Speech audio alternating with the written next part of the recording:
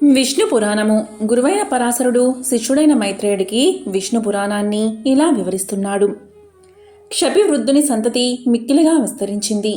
దంబుడు సంతతి లేనివాడే తపశ్చర్యలో మునిగాడు. నహుషునకు 6 కొడుకులు. యయతి, యయాతి, సంయాతి, ఆయాతి, నియతి, కృతి అని వారి పేర్లు.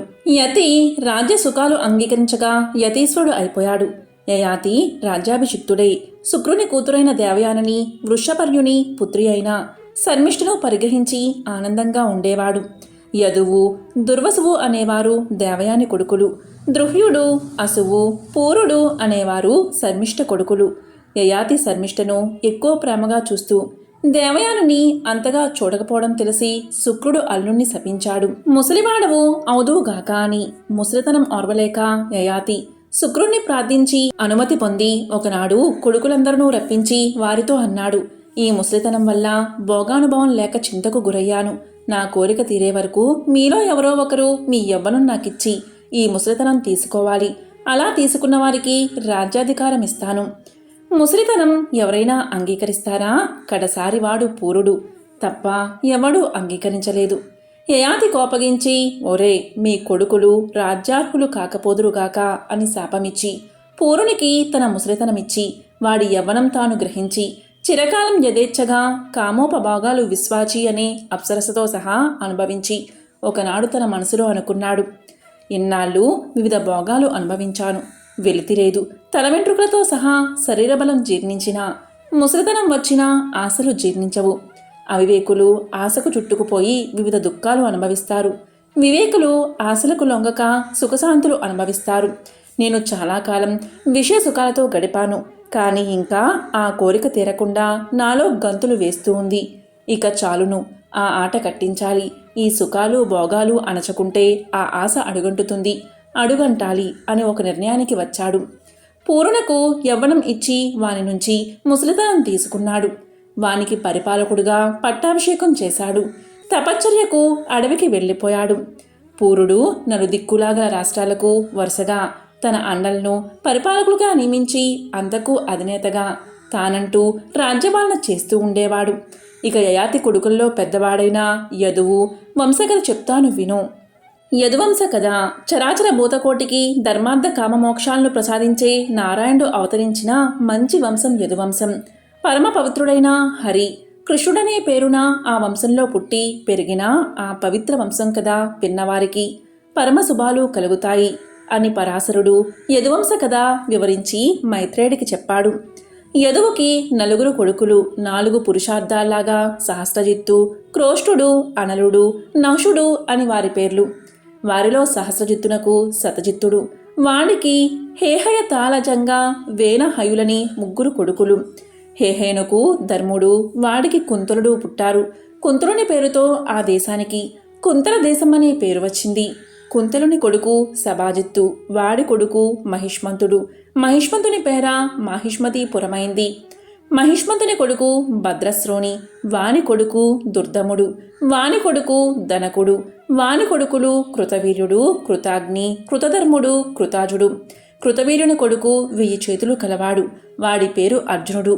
ఆ అర్జునుడు దత్తాత్రేయుణ్ణి సేవించి యుద్ధంలో గెలుపు తరగని భుజశక్తి, పరిపాలనా దక్షత, సత్ప్రవర్తన, చివర విష్ణువుచే మృతి వరాలుగా దత్తాత్రేయుణ్ణి కోరాడు. అలాగే ఆ వరాలు పొంది సూర్యుడిలాగా ప్రకాశిస్తూ శత్రువులను గెలిచి దీన సంరక్షణ చేస్తూ సప్తద్వీపాలతో సహా భూమిని ఏలాడు. అతని ఐశ్వర్యానికి ఎలాంటి దెబ్బ లేదు. అలాగే అతని ఏలుబడిలో ప్రజలకు పేదరికం అన్నది తెలియదు. అందరూ ధనేశ్వరులే. యజ్ఞాలు నిర్దోషంగా 10,000 చేసి దేవతలకు సంతృప్తి కలిగించాడు. పుణ్యమూర్తిగా విరాజిల్లాడు. ఆ కార్తవీర్యార్జునుడు ఒకనాడు కాంతలతో వెళ్లి నర్మదా నదిలో జలకేరి సెలుపుతూ ఉండగా యక్ష కిన్నర గంధర్వాదులను జయించి లోక విద్రావణుడిగా ఉన్న రావణుడే ఆ ప్రాంతానికి వచ్చి సేనతో బస చేశాడు. స్నానం చేసి సంధ్యావందనం ఆరంభించాడు. అది తెలిసి కార్తవీర్యుడు 1000 చేతులు చాచి నదీజలం పొంగించాడు. ఆ పొంగడం వల్ల అటూ ఇటూ గట్టుపై ఉన్న చెట్లు తీగలు ముళ్ళ డొంకలు ముమ్మరంగా కొట్టుకుపోయి రావణుడి మీద పడ్డాయి.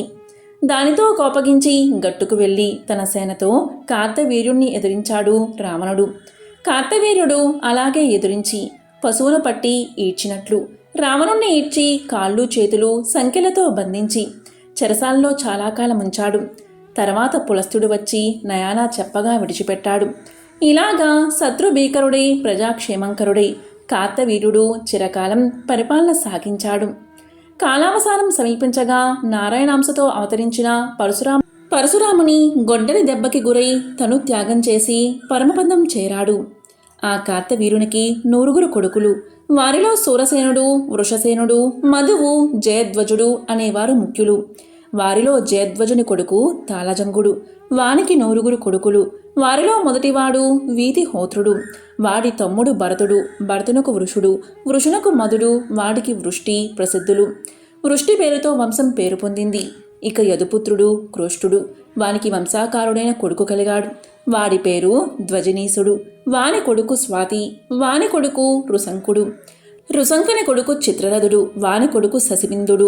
జగత్తునందరూ ఏకదాటిగా పాలించిన చక్రవర్తి శశిబిందుడు. వాడికి భార్యలు లెక్కలకు మించినవారు.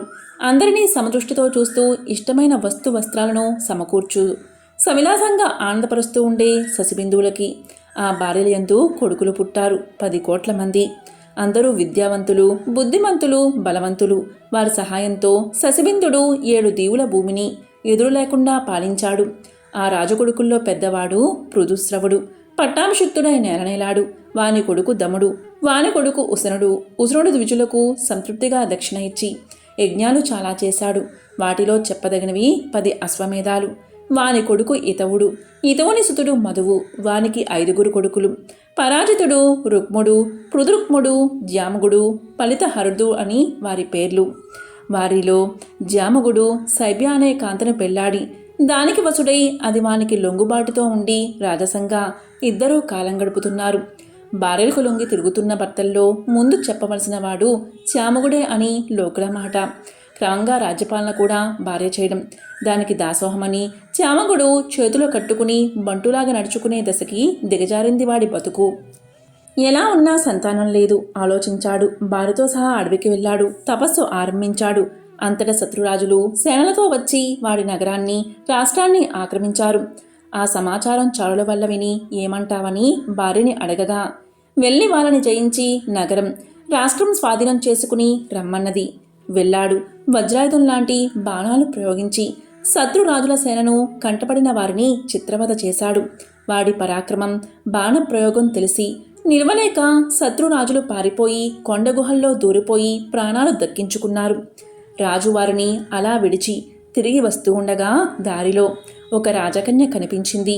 కన్నీరు దారగా పయ్యద తడిసి శోకమూర్తిగా ఉన్న ఆ ఇంతి రాజును సమీపించి తన తల్లిదండ్రులను చెప్పి ఏడవసాగింది. జామగుడు ఆమెను ఊరడించి ఆ రూపురేఖలకు వసుడై ఓదార్చి ఈమెను నగరికి తీసుకుపోయి సైబితో చెప్పి అది గొడ్రాలు కనుక ఈమెతో పెళ్లికి ఒప్పుకుంటుంది అని రథమెక్కించి రాగా పౌరులు మంత్రులు వారితో సైబ్య ఎదురువచ్చి స్వాగతం పలికారు. సైబ్య భర్త పక్కనున్న కాంతను చూసి కలతపడిన మనసుకి కోపం.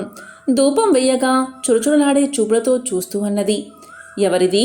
ఎందుకు తీసుకువచ్చావు? దీన్ని మోహించావా? పెళ్లి చేసుకోవాలని అనుకున్నావా ఈ ముసలితనంలో? అదిన్ని నేనుండగా ఏమిటి బుద్ధి అని సైబ్య మాటలకి జంకి గుండె గడగడలాగా బెరుతూ చూసి అన్నాడు రాజు. ఇది కోడలు, మనింట ఉండవచ్చు అని తీసుకువచ్చాను. నీకిష్టమైతే నీతో ఉంచు, కాదంటావా ఇంకెక్కడికైనా నువ్వే పంపించు అన్నాడు. వెంటనే సైబ్య, ఏమయ్యా, ఏమిటా మాయమాటలు? నేను గొడ్రాలని, నీకు మరో భార్య లేదు, మరి కొడుకెక్కడ నీకు? ఇది కోడలిలా అవుతుంది అనగా రాజుకి ఏం చెప్పాలో తోచలేదు. ఒకంతసేపు అలా ఉండి చివరకు గుండె దిటవు చేసుకుని ఇలా అన్నాడు, నువ్వు ఇలా గొడ్రాలవయ్యే ఉంటావా? నీకు కొడుకు కలగడా, కోడలుండదా? సైబ్య చిరునవ్వుతో చూసి సరే రండని మేడలోనికి తీసుకుపోయింది. సుఖంగా ఉన్నారు. కొన్నాళ్లకు గర్భవతి అయింది. చక్కని రూపురేఖలు గల కొడుకు పుట్టాడు. విదర్భుడు అని వారికి పేరు పెట్టారు. వాడు పెరిగి పెద్దవాడు కాగా తాను తీసుకువచ్చిన రాజకన్యను వానికి ఇల్లాలుగా పెళ్లి చేశాడు. రాజ్యాధికారం అప్పగించి తపస్సు కోసం అడవులకు వెళ్ళిపోయాడు. ఈ విధంగా గురువైన పరాశరుడు శిష్యుడైన మైత్రేయుడికి విష్ణు పురాణాన్ని వివరిస్తున్నాడు. ఓం నమో నారాయణాయ.